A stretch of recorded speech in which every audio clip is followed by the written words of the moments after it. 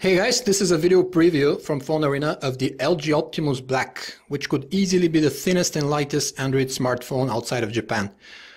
What we have here is a prototype, so there might be some changes in the final version, but the overall design will most probably stay the same. Here on the back, where the 5-megapixel camera with LED flashes, which does HD video recording, you can see both sides of the back cover sloping down to the edges.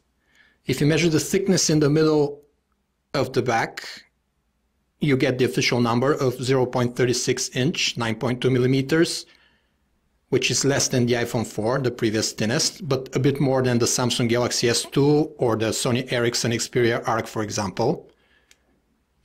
When you measure thickness in the sides, though, it goes down to 0.27 inch, 6.7 millimeters, which is thinner than even the thinnest Android phone currently, the Neck Medias, which is only sold in Japan though.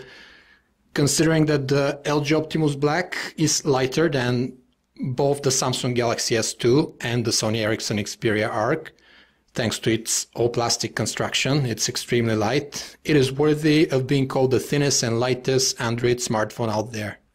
And this coming from a phone with a 4-inch LCD display is a great achievement on LG's part.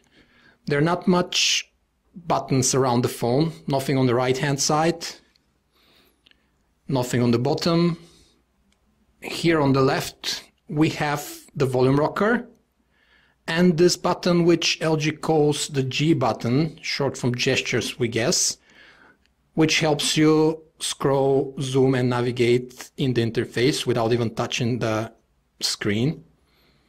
Here on the top we have the micro USB port, covered with a protective cap, power lock button, standard audio jack. This G button here on the side under the volume rocker serves for navigation in the gallery, the interface, as well in the browser. When you hold it and then you tilt the phone up, down, left and right, you can choose the respective picture.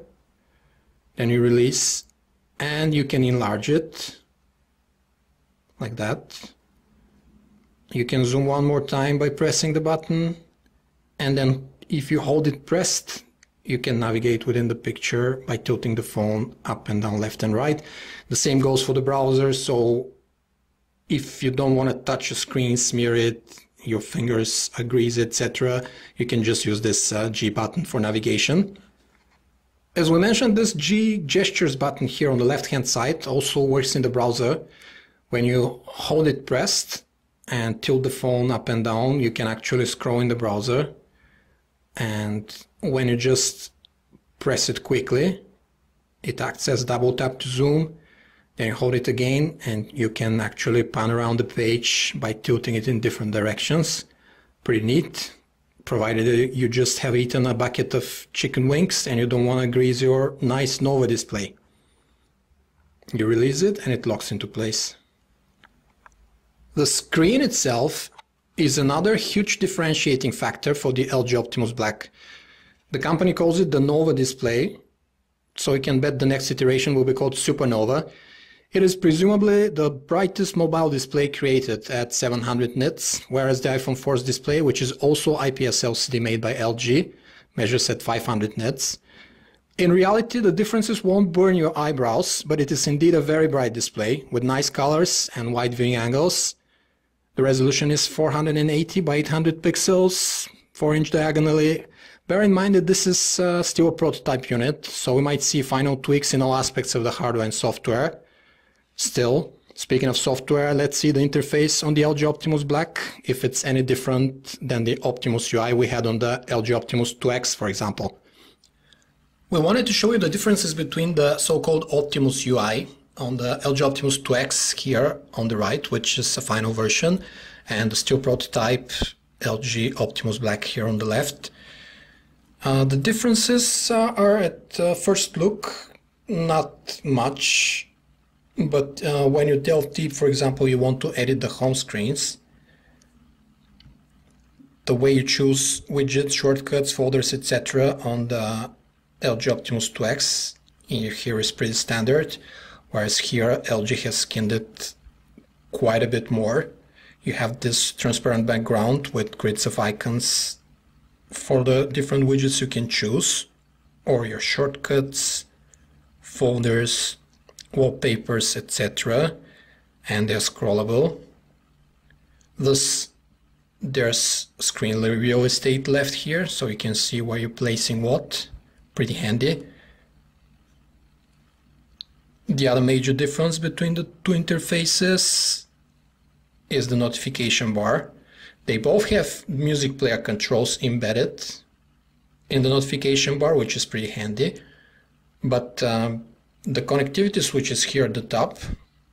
For example, in the LG Optimus 2X, we have the auto rotate button, whereas here we have a 3G button for toggling 3G on and off to save battery, which is pretty handy, and we're using it much more often than the auto rotate button here on the LG Optimus 2X. So we hope that LG keeps it like that in the next Android phones of the company. And that about sums up the differences in the two interfaces between the LG Optimus Black here on the left and the Optimus 2X on the right. If we go into the main menu on the LG Optimus Black, it's a scrollable grid of icons. There's quite a bit of lag in our unit since it's not finalized, neither hardware nor software, as LG told us. Otherwise, it's running 1 GHz TI OMAP 3630 chipset, so it should be much more responsive in the final version, 512 megabytes of RAM. Let's check how browsing works. Browsing on the LG Optimus Black is actually pretty smooth, despite that we have a non-final hardware and software version. The 1 GHz TI OMAP chipset is more than enough for powering this handset, although it has a slightly old-school SGX 530 GPU. Double tap works well. Panning around to pinch to zoom gesture is fairly fluid, as well as scrolling. Bear in mind that this prototype unit doesn't support Adobe Flash yet. We hope it will appear in the finalized version. Other than that, we have high hopes for the browser on the LG Optimus Black. We wanted to show you if there are any differences between the camera interfaces in the LG Optimus Black here at the top, and underneath it is the LG Optimus 2X. And there are indeed, despite the fact that the Optimus Black is still a prototype. For example, the focus modes in the LG Optimus Black, we have one more, continuous autofocus. Scene modes seem the same. Then we have the white balance setting, also the same. Color effects that can be applied to your photos and videos. We have one extra here on the LG Optimus 2X black and white. Other than that, they coincide. Shot modes. We have this shallow focus spot here, which is not present on the LG Optimus 2X, but it has out-focusing shot. So all in all, we have different versions of the Optimus UI on both handsets. The LG Optimus Black should be coming with the newest version. The pictures themselves turned out pretty decent, with a good amount of detail, accurate color representation, the videos as well. But since it's not a final camera software, the video skipped frame quite a bit, the HD video, so we can't judge for the final quality until we get a retail unit that's about to hit the shelves in our review. To recap our experience with the LG Optimus Black, we will once again state that for a handset with a 4-inch display, it almost feels like a toy with this incredibly thin and light chassis. The all-plastic construction seems to be inevitable if you want to achieve that feeling, but the design is far from unappealing thanks to the tapered edges here on the back, the slim profile, and these disco dancing capacitive touchscreen buttons underneath, which light up sequentially when you boot up the phone. It doesn't shy away on specs too, with an efficient 1 GHz TI all-map chipset, 5 megapixel camera with LED flash that does HD video recording, pretty decent photos, even with the prototype software, and the 2 megapixel front-facing cam.